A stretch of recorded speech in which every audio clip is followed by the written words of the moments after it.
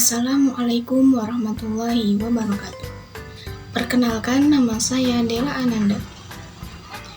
Dari semester 5A Prodi Pendidikan Agama Islam dengan NIM 212100886 di STAI Sufyan Sori Magelang.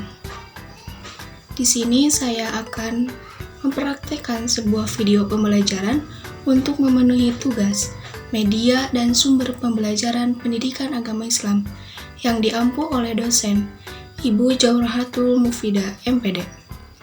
Untuk lebih jelasnya, simak video berikut ini.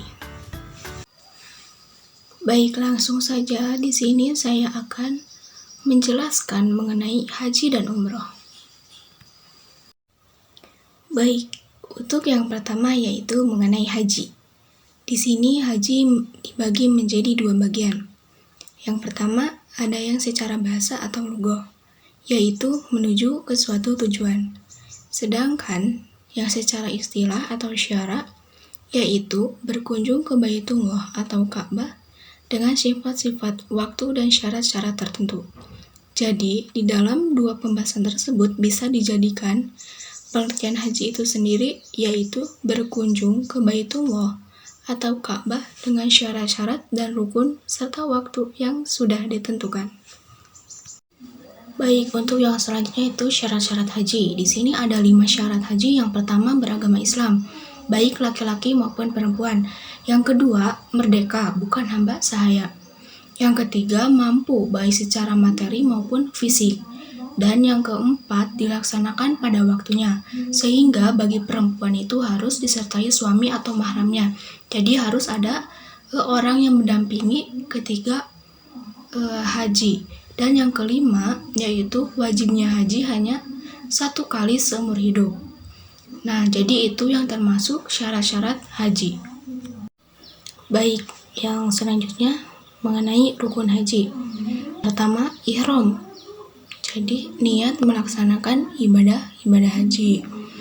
Yang kedua yaitu wukuf, yang berada di Arafah pada 9 Zulhijjah, dimulai dari tergelincirnya matahari sampai terbit fajar pada tanggal 10 Zulhijjah. Yang ketiga yaitu tawaf.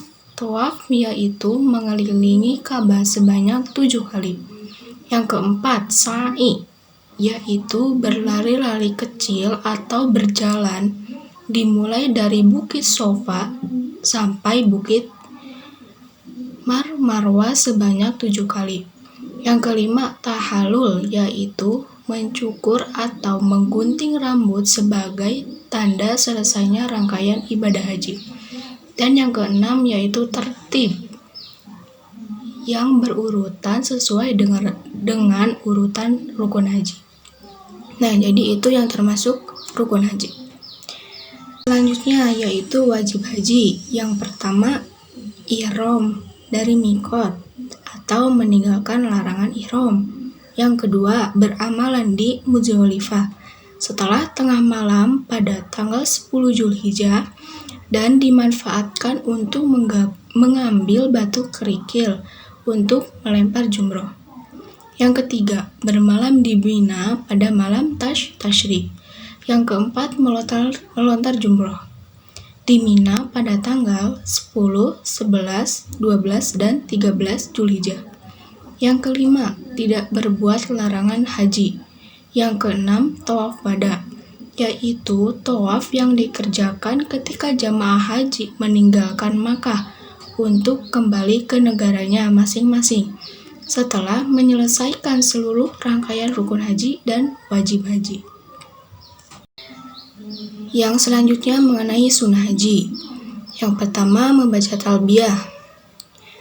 Membaca talbiyah ketika seorang laki-laki itu suaranya harus nyaring, tetapi bagi perempuan yaitu harus lemah lembut, dimulai sejak ihram sampai saat melontar jumroh Aqobah pada hari raya Idul Adha. Yang kedua, membaca sholawat Nabi. Yang ketiga, melaksanakan tawaf kudum, yaitu tawaf penghormatan ke Baitullah. Yang keempat, membaca zikir sewaktu tawaf. Yang kelima, sholat 2 rakaat setelah tawaf. Dan yang keenam, masuk ke Baitullah dimulai dari Hijr Ismail. Jadi yang selanjutnya yaitu orang yang mendapatkan keringanan berhaji. Di sini ada 3. Yang pertama, tidak mampu berangkat haji karena usianya sudah lanjut atau karena sakit. Nah, itu jadi seseorang yang karena usianya yang sudah lanjut usia atau sakit bisa mendapatkan keringanan berhaji. Yang kedua, orang yang sudah meninggal dan belum haji dapat digantikan oleh anaknya atau keluarganya. Jadi semisal ada seseorang tahun besok akan berangkat haji, tetapi di bulan sekarang orang tersebut sudah meninggal, jadi bisa digantikan oleh anaknya atau keluarganya. Yang ketiga, anak yang belum balik tetap sudah berangkat haji. Ketika sudah balik pun masih berkewajiban berangkat haji. Nah, itu yang termasuk orang yang mendapatkan keringanan berhaji. Baik, jadi itu yang termasuk haji. Sekarang yaitu mengenai umroh. Umroh juga dibagi menjadi 2, yaitu ada secara bahasa ataupun istilah. Menurut bahasa, arti umroh itu berkunjung, sedangkan secara istilah yaitu berkunjung ke Baitullah dengan ketentuan-ketentuan yang berkaitan dengan umroh dalam rangka mendekatkan diri kepada Allah.